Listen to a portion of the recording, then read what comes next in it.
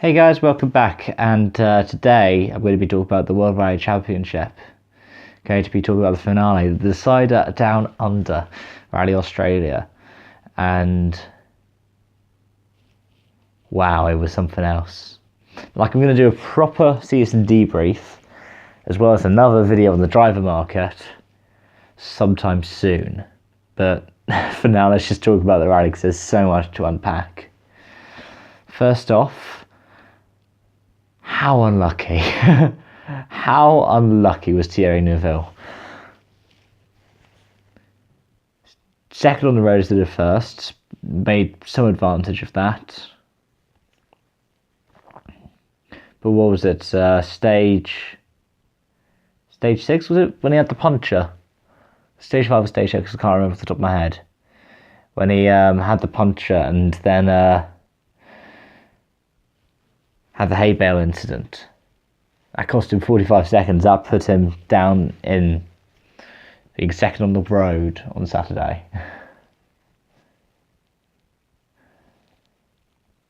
Then it just went from there, didn't it?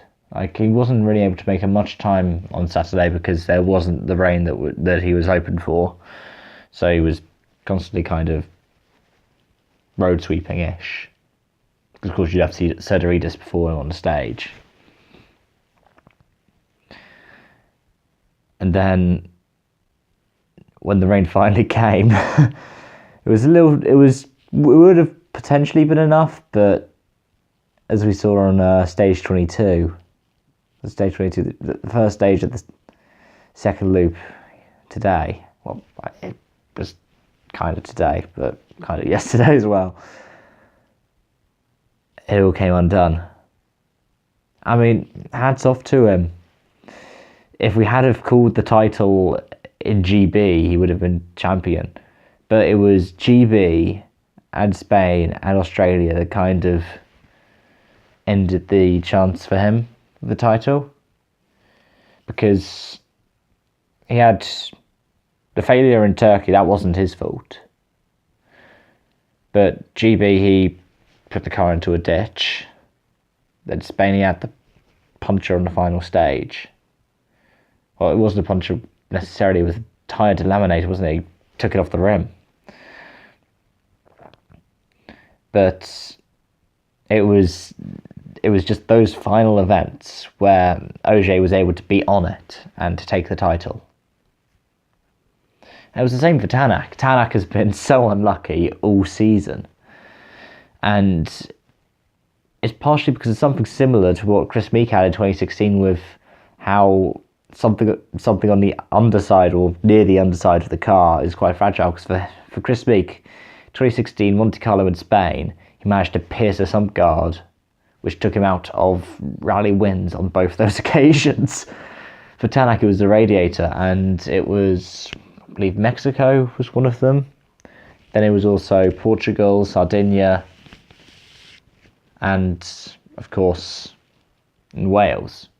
Now in Portugal, it was the rock that went straight up through. I think with Mexico, it was something kind of similar. It was kind of like a compression. With Sardinia, it was a compression because it was over one of the jumps. And with Wales, it was sort of similar to what happened to Chris Meek. It was a kind of dip in the road, then punch through the radiator. Because Tanak was the fastest driver this season. The Toyotas were the best car, hands down. But Ogier has arguably been the most consistent driver and is a deserved champion. As for contention for the rally win, Craig Breen was brilliant all weekend. It was just a shame that he had the problems that he had on Friday. Then again on Saturday Friday he finished second overall. It was just Saturday that just went hellish for him. I hope he has to drive next season. Rumours are currently pointed to him being at the Ford team. But he definitely deserves to drive. So does Osberg. I mean, come on. He was worthy of the rally win. Podium more than worthy. Just well done to him. And well done to Patton as well. He doesn't know if he's got to drive next year. Rumour is either the Ford or staying with Hyundai. I think Hyundai, if they kept the same lineup they had this season, would be amazing. But then that's for another video. Apart from that, Latvala was definitely deserved to win. He deserved to win the whole season.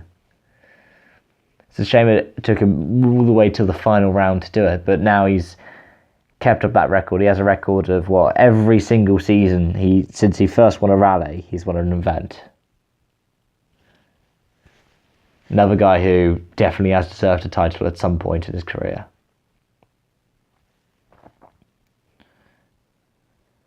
But apart from that,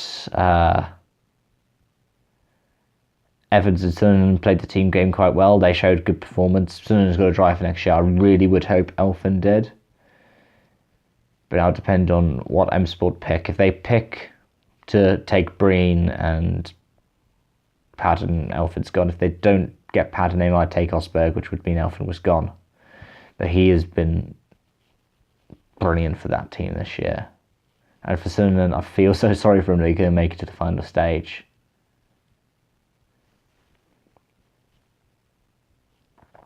Lappy also had a good end to his time with Toyota, and I look forward to seeing what happens with him next year at Citroën. Just thinking that pretty much covers the WRC runners. It's Mickelson as well, who he's just not had a good season. Like he's been guaranteed a full-time role alongside Neuville. That's what happened when he signed last season for Hyundai. But if you looked at his performance, and if you took away the power stage points, he'd be behind Paddon and just ahead of Sordo. He did as well as either of them did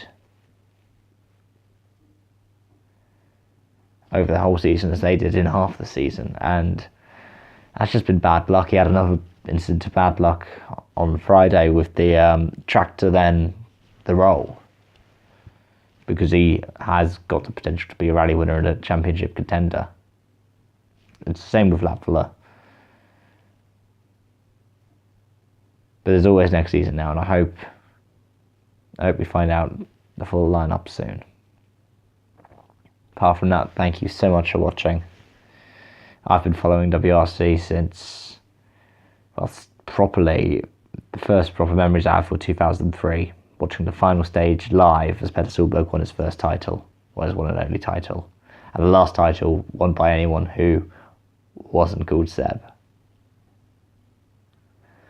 And all life's been amazing this season. Even if it's meant I've had to get up in the middle of the night to watch Australia. Can't wait for next year now. So thank you for watching. Bye bye.